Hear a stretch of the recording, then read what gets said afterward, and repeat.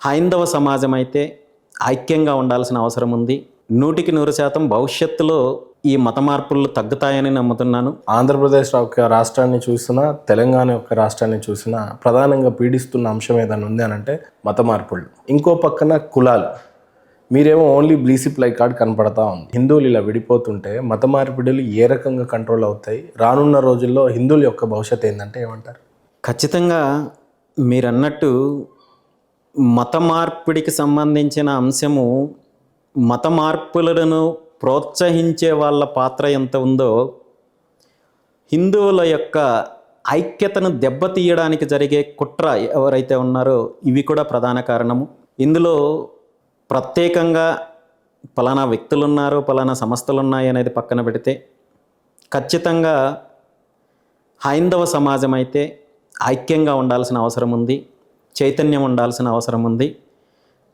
100% భవిష్యత్తులో ఈ మత మార్పులు తగ్గుతాయని నమ్ముతున్నాను.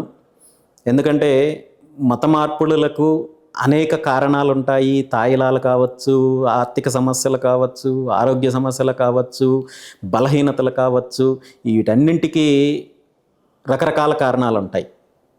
దీన్ని ఎదుర్కోవాలంటే ఒకటే మార్గం ఏంటంటే, హిందూ సమాజంలో ఎవరైతే పెద్దలు ఉన్నారో, ఎవరైతే ప్రవచనకర్తలు ఉన్నారో, ఎవరైతే ఈ చైతన్యం తీసుకురాగలిగే శక్తులు ఉన్నాయో వీళ్ళందరూ కూడా చైతన్యం తీసుకురావాల్సిన అవసరం ఉంది, మేల్కొల్పాల్సిన అవసరం ఉంది, ఐక్యతను పెంపొందించాల్సిన అవసరం ఉంది. హిందువులు మతం మార్చుకున్నటువంటి హిందువులకి మీరిచ్చే మెసేజ్ ఏంటంటే ఏం చెప్తారు? మతం మారేటువంటి ఎక్స్పెషల్లీ క్రిస్టియన్ మతంలో కానీ ఇంకే తర్వాత ఏ మతంలోకైనా హిందువులు మత మార్పిడి చేసుకునేటువంటి ఆల్రెడీ మారిపోయిన హిందూ సోదరులకు కావచ్చు, మారాలనుకుంటున్న హిందూ సోదరులకి మీరిచ్చే మెసేజ్ ఏంటి?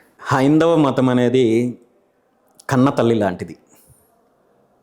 కష్టం వచ్చినా, నష్టం వచ్చినా, ఇబ్బందులు వచ్చినా, ఏదొచ్చినా కన్న తల్లిని కన్న తల్లిలాగే చూడాలి తప్ప, ఏదో ఒక పూట భోజనం గురించో లేదంటే ఒక పూట షెల్టర్ ఇస్తేనో మరొక్కరిని కన్న తల్లి అనుకోవడం ఎంత తప్పో, హైందవ మతాన్ని, మన జీవన విధానాన్ని పూర్తిగా ఎంతో ఘన చరిత్ర ఉన్న ఈ సృష్టికి మూలమైన సనాతన ధర్మాన్ని వ్యతిరేకించి వెళ్ళడం అనేది నిజంగా చాలా చాలా తప్పిదమవుతుంది. ఖచ్చితంగా ఆ దిశగా చైతన్యం తీసుకురావాల్సిన బాధ్యత కూడా అందరిపైన ఉంది.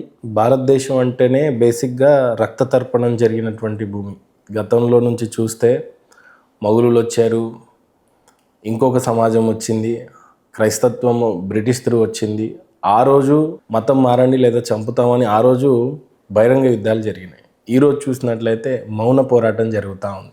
రాజకీయ నాయకులంతా కూడా మౌనం పాటిస్తూ ఉన్నారు.